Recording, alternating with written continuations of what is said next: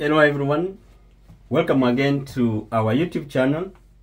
My name is Daniel, and in this video I want us to discuss about interview experience, case number AF31K, Nairobi Embassy, April 25th, 7 a.m.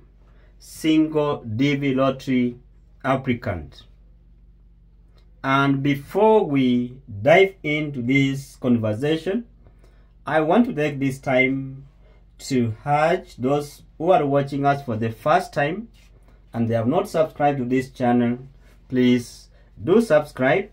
And our old subscribers and returning subscribers, welcome home.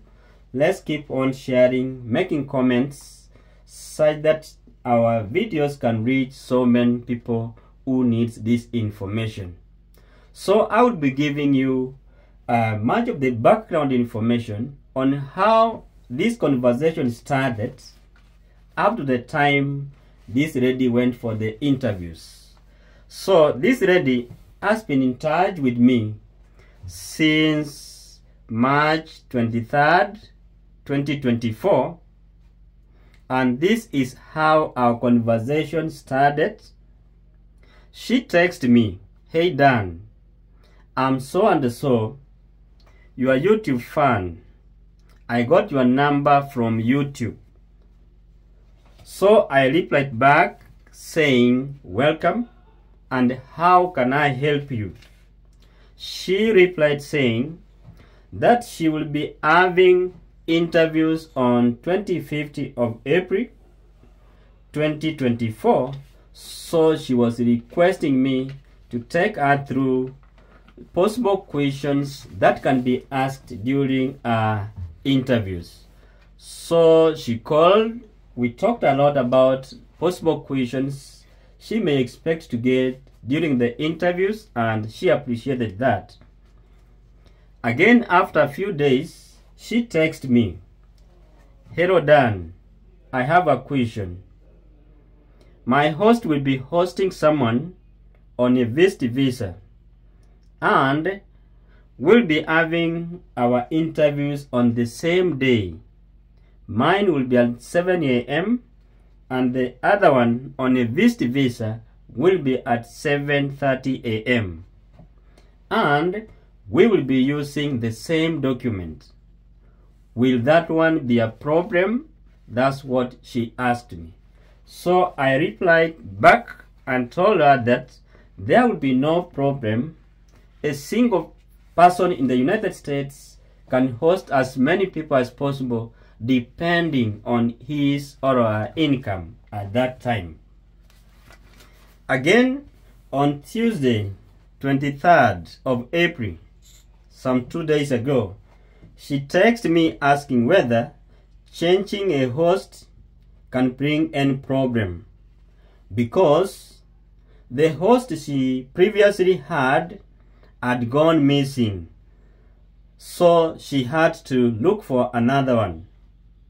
So I replied and told her that there is no problem of changing a host as long as she gets the papers from the new host, and when she goes for the interviews, she makes sure that she informs the consular officers about changing the host before even the interview starts.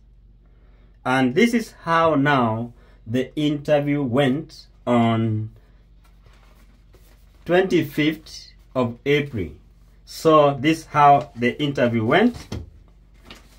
Case number 31K, appointment was at 7 a.m. in the morning.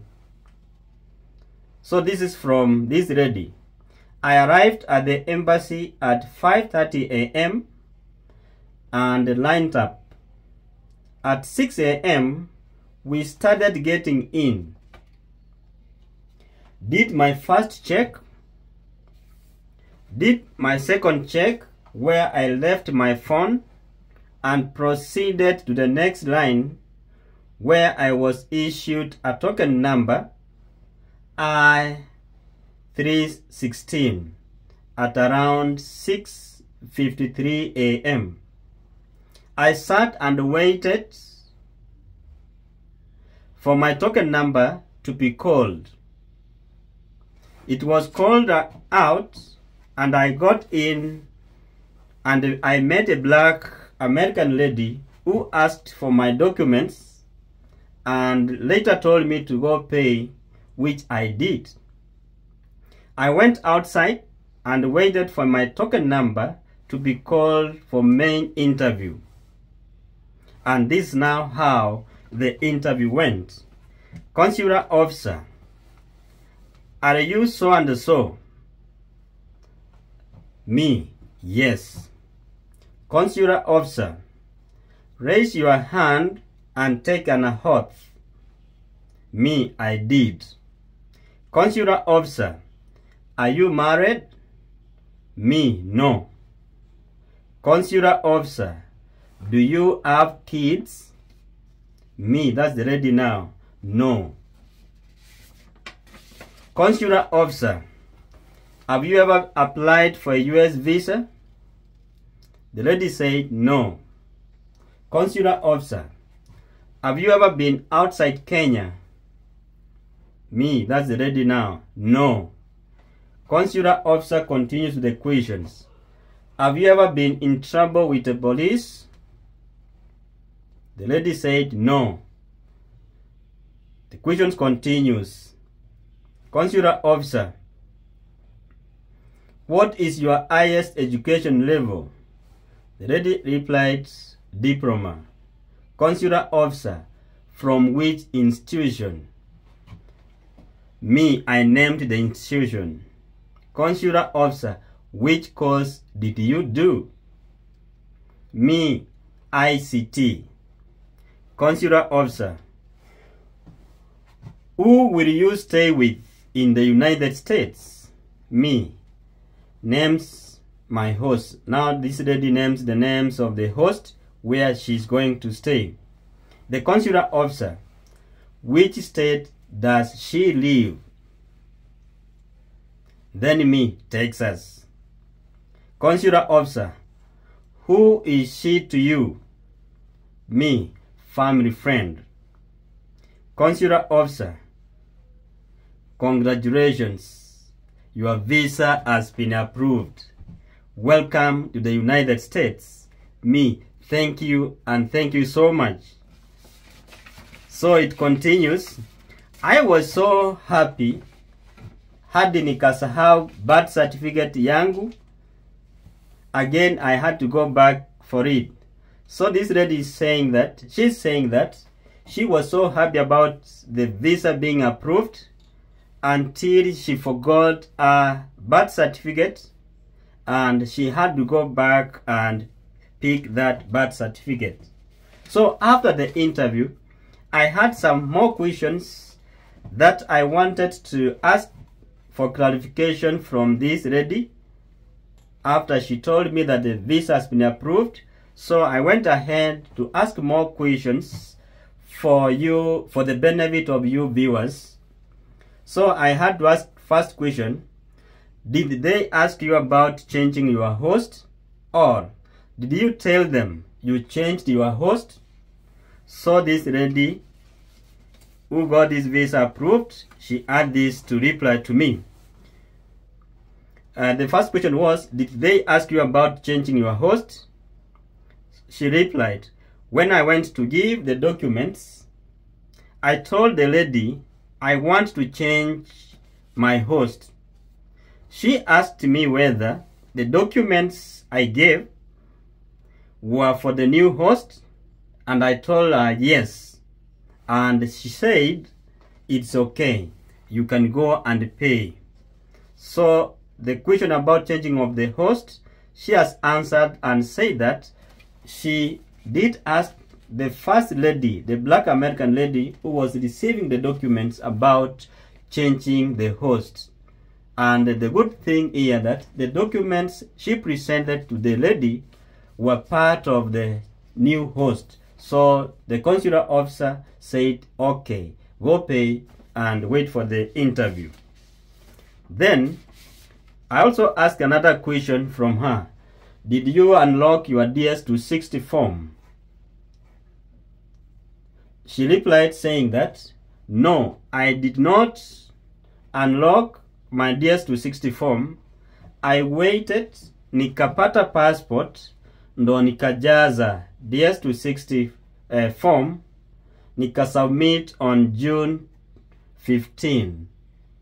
So this lady is saying that she did not unlock a DS260 form.